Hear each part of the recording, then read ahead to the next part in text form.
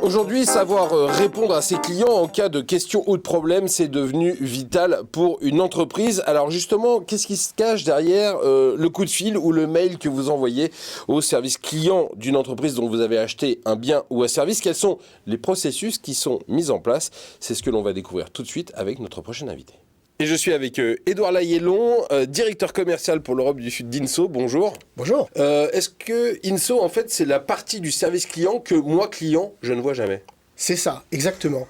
En fait, on met à disposition des équipes de relations clients dans les entreprises un logiciel qui leur permet de réceptionner les appels des clients, de répondre aux emails, de répondre au chat. Et donc, c'est finalement la face cachée, mais qui permet de délivrer la belle expérience. Est-ce que ce logiciel, c'est une simple interface ou est-ce que ça va permettre au gestionnaire de la relation client, à la personne que je vais avoir au bout du fil ou derrière l'email, d'avoir déjà des informations et de lui permettre de mieux me répondre? D'avoir, je sais pas quoi, mon nom, mon numéro d'abonné, savoir quel contrat j'ai souscrit, etc., etc. Alors oui, et ça ne s'arrête pas là. C'est-à-dire qu'on va même mettre à la disposition de ces personnes, les chargés de clientèle, eh bien, des aides à la réponse, par exemple, pour, en fonction de votre problématique, eh bien, les aider à vous apporter la meilleure réponse.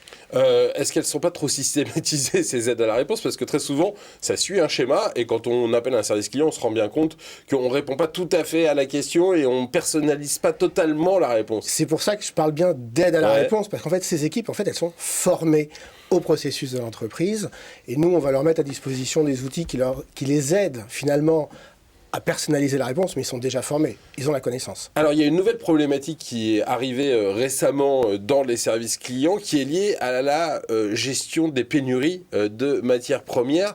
Est-ce que ça a généré un surplus d'activité pour vos clients? Alors, évidemment, on en parle beaucoup. Est-ce que c'est en ce moment, est-ce que c'est pour plus tard? On ne sait pas exactement. En revanche, ce qu'on constate, c'est que le client, lui, il est exigeant et qu'il faut adresser sa demande le plus tôt possible.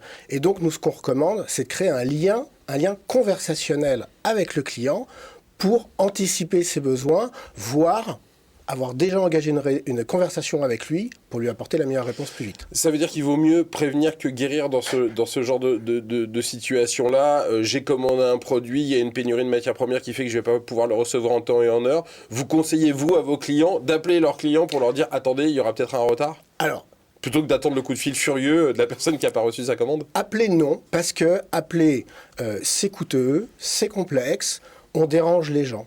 Aujourd'hui, les entreprises, elles vont plutôt envoyer un email de notification. Alors, on sait qu'aujourd'hui, l'email, on le regarde de moins en moins, on l'a éventuellement dans notre poche. Nous, ce qu'on recommande, c'est plutôt d'utiliser un autre canal qui est le SMS conversationnel. C'est pas seulement un SMS qu'on envoie pour notifier, mais c'est un SMS auquel le client peut répondre et rentrer dans une conversation avec le service client.